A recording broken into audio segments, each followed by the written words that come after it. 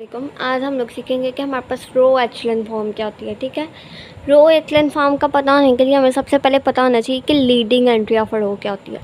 ठीक है, leading entry of a row हमारे पास होती है लेफ़्ट साइड पे most non zero entry in a non zero row हमारे पास जो होती है वो हमारे पास होती है लीडिंग एंट्री।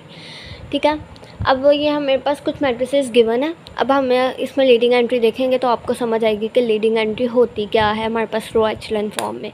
बेसिकली हमारे पास कुछ मैट्रिसेस गिवन है ये वाले, अब हम इसमें लीडिंग एंट्री फाइंड करेंगे।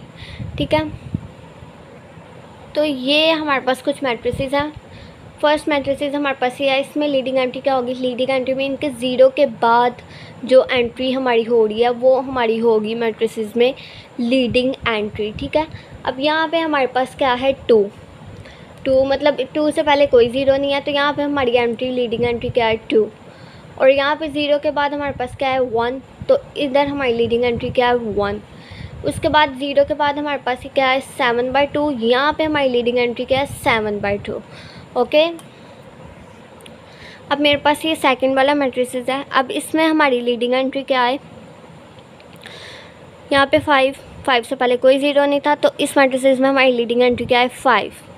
उसके बाद इस मैट्रिसेस में हमारी इस रो में हमारी लीडिंग एंट्री क्या है, ज़ीरो के बाद क्या है 1, तो 1 हमारी क्या है लीडिंग एंट्री। उसके बाद 0 0 6 हमारी क्या है लीडिंग एंट्री। ठीक है, समझ आ गई कि लीडिंग एंट्री क्या होती है। अब जैसे यहाँ पे हमारे पास कुछ मैट्रिसेस हैं, जैसे 1 0 0। ठीक है, यहाँ पे हमारे पास लीडिंग एंट्री क्या है 1 इज़ आ लीडिंग एंट्री।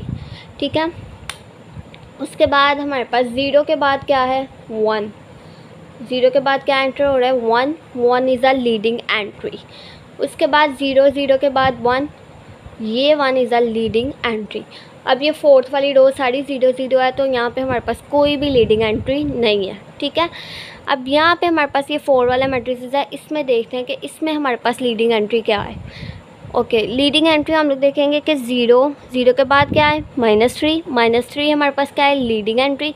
अब यहाँ पे हमारे पास लीडिंग एंट्री क्या है 0 के बाद लेफ़्ट साइड पे नॉन ज़ीरो एंट्री ना नॉन ज़ीरो रो, तो यहाँ पे हमारे पास लीडिंग एंट्री क्या है 5।